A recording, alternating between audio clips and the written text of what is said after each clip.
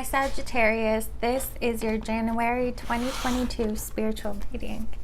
We're going to go ahead and get started. Alright, first house, we have Ceres.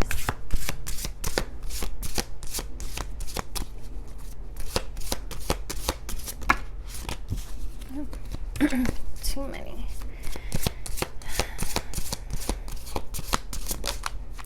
Second house, we have Sun.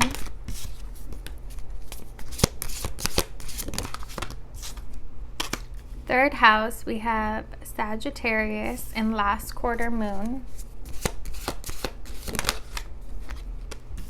Fourth house, we have Jupiter. Fifth house, we have Gemini. And your sixth house, we have Lilith. All right. All right, so first house here, we have Ceres.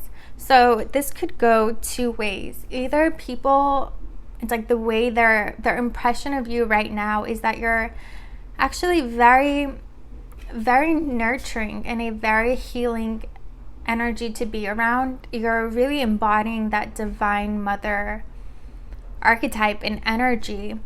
For others of you, it feels like you're either on this journey or it's something that you should keep in mind, where you're really focusing on yourself, on your body, on your physical being. You're taking care of yourself. You're being kind and gentle with yourself. It just feels like a very loving and nurturing energy.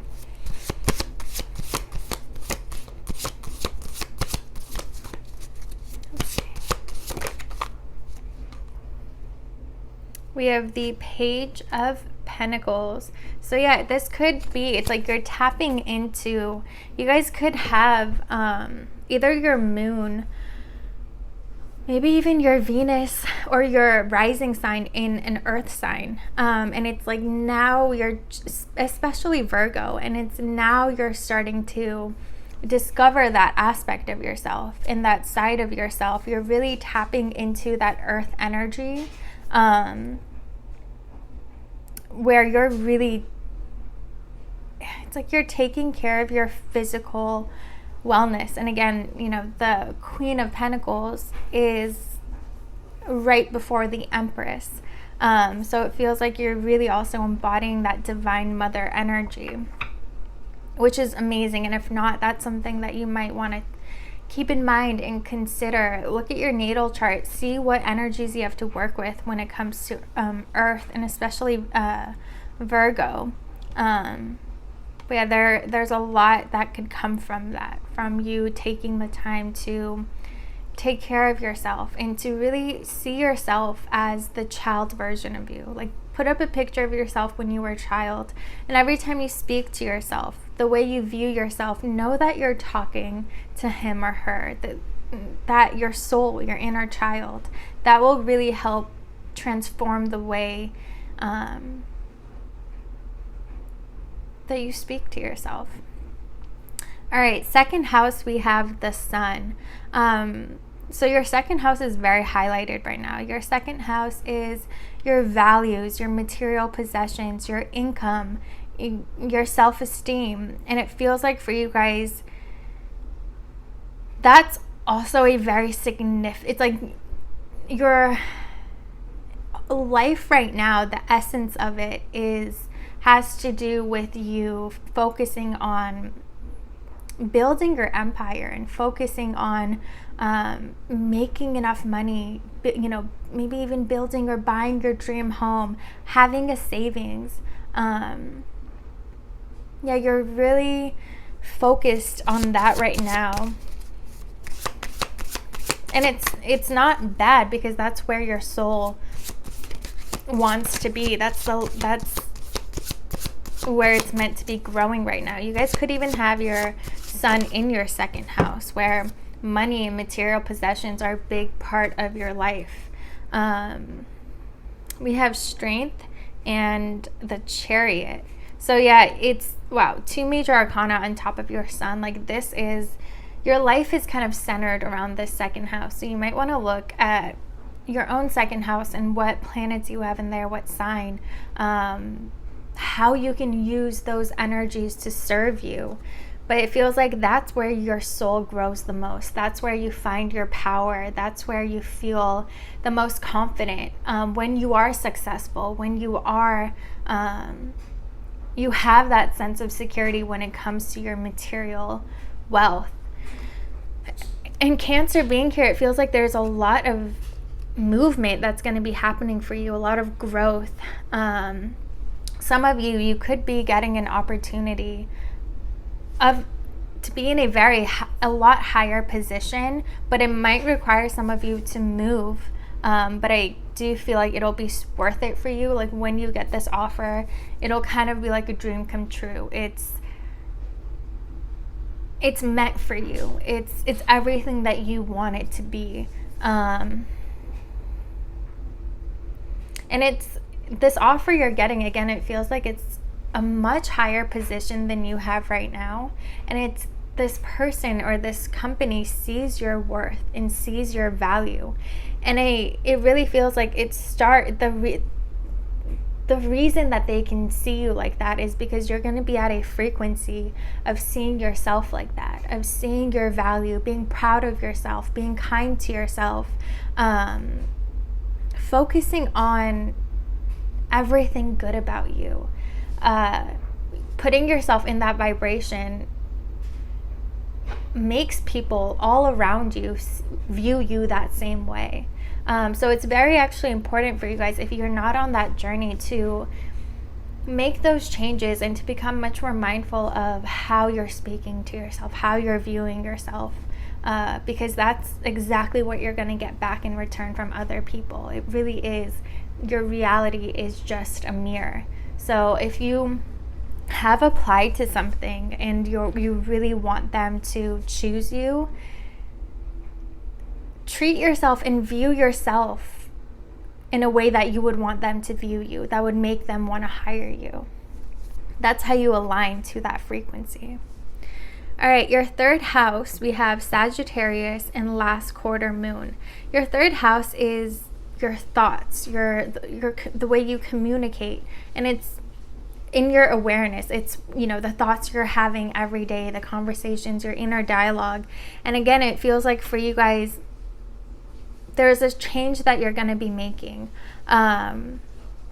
With Sagittarius, this is your sign. It feels like this is something, it's like, just like how seriously you take, your work and, these projects that you have, the amount of focus and effort and excitement that you put towards building your empire and building your career, you're being asked right now to give that same energy to transforming your inner dialogue and transforming the way you think and the way that you speak, especially when it comes to yourself. Again, it feels like that's like your ticket to this offer getting accepted, this offer of abundance and growth coming towards you. It's going to require you to be mindful of your inner dialogue and your thoughts and where your mind wanders, and to take back control and to choose to only speak words of love and of kindness and of gratitude. Yes, view yourself the way that you believe these people should view you. Really become mindful of what's going on with your thoughts. That feels like your ticket to this blessing coming in for you. Fourth house, we have Jupiter. Your fourth house is your home, but it can also be your emotional foundation. With Jupiter being here, Jupiter is the planet of luck and expansion. It feels like that journey that you guys put so much energy into the external world, and you're kind of being asked to, instead of going on that journey externally to kind of switch it and go in for a little bit, to make these changes that we were talking about. And so that might require you to maybe not go out as much on your during your free time, and instead spend that time connecting with yourself and taking care of yourself, and giving all that focus and attention back to yourself instead of to everyone else and to the external world. There's a lot of growth that's going to come, but it's going to require, the fourth house is ruled by Cancer, and Cancer is that divine mother that we were talking about. It's, very emotional, very nurturing, very loving, and that's the kind of energy that you're meant to be embodying right now, to be giving yourself. You're in the home of the divine mother. So you're kind of being asked to if you had a childhood where maybe you weren't, although I don't think this applies for most of you, but people didn't uplift you and didn't, they always thought you should be better, that you should do this, that you should do that, instead of just loving you for who you are and acknowledging all the good that you do. It's kind of time to reparent yourself. If not, again, it's time to be much more nurturing and loving towards yourself. All right, fifth house, we have Gemini. So some of you could, in your love life, the first thing that I saw when we were doing your reading was you guys might either, when it comes to your romance and dating, have a few options, or at least two options that you're trying to pick between, or you're very indecisive.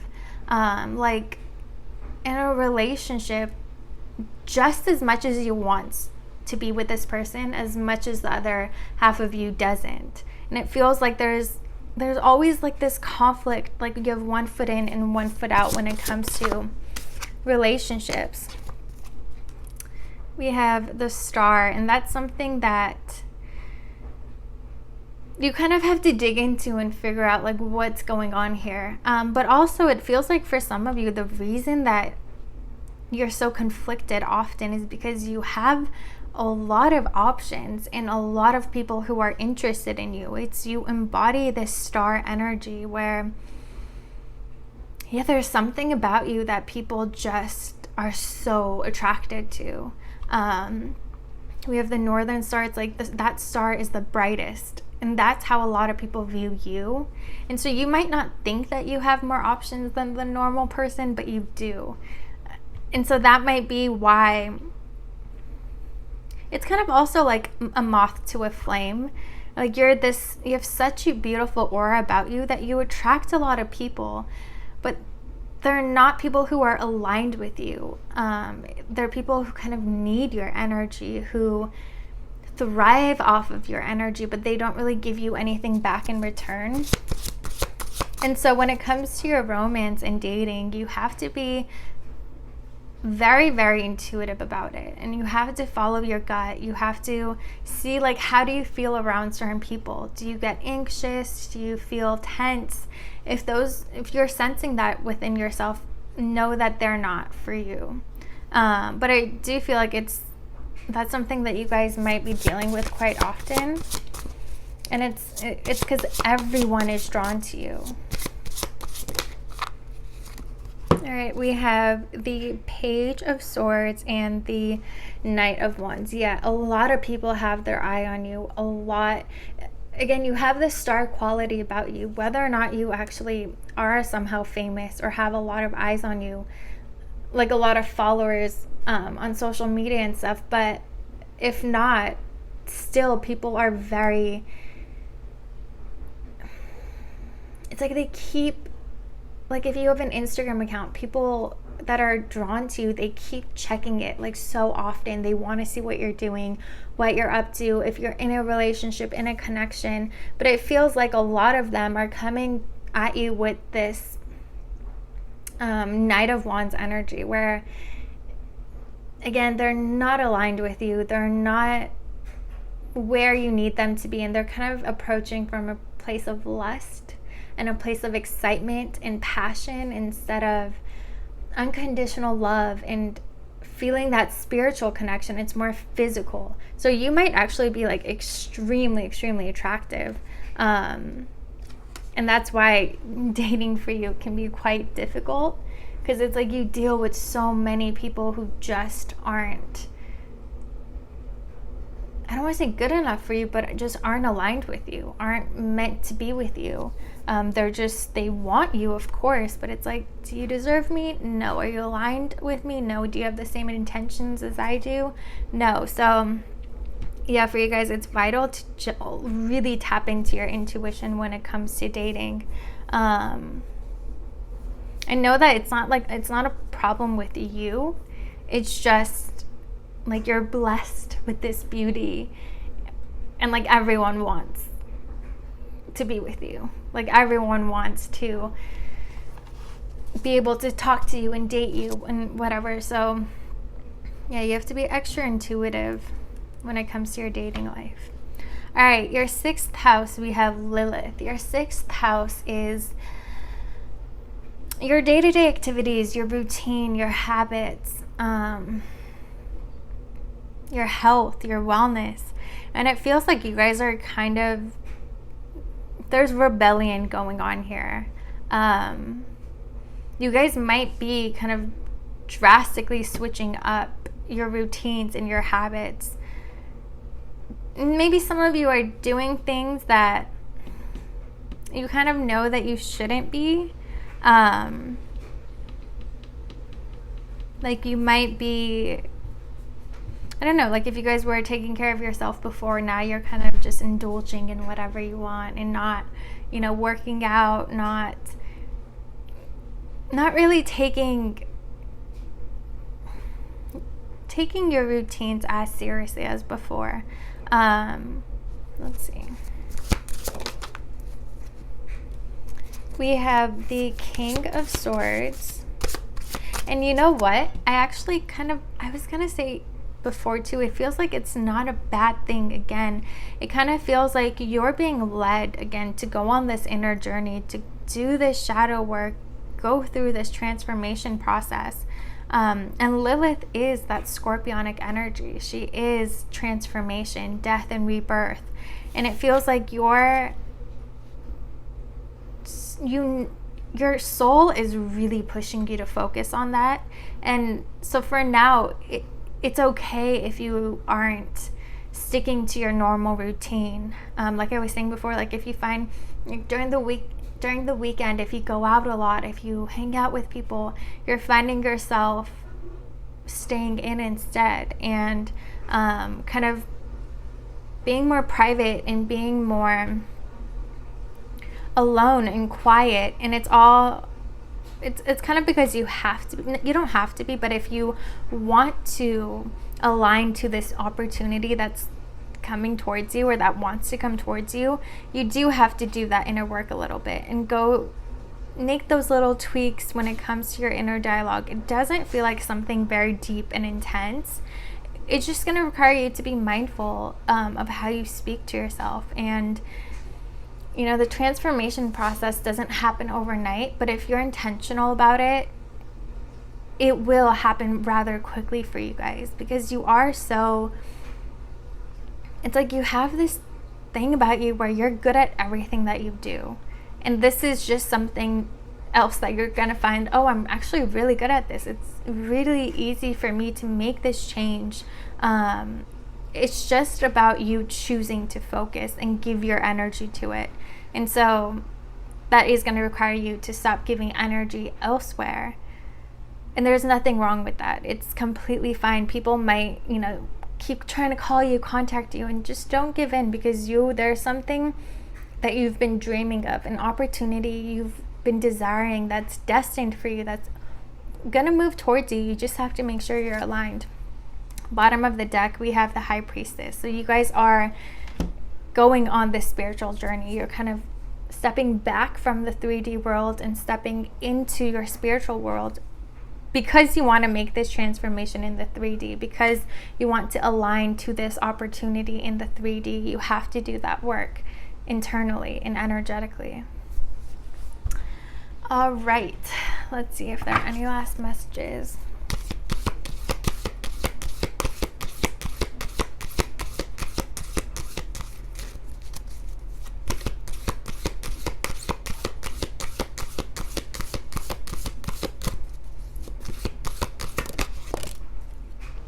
We have number 5, effervescence, cultivate love. And green is the heart chakra. Really right now, your focus and your key to this success and this new opportunity, this change when it comes to your career and physical abundance is self-love.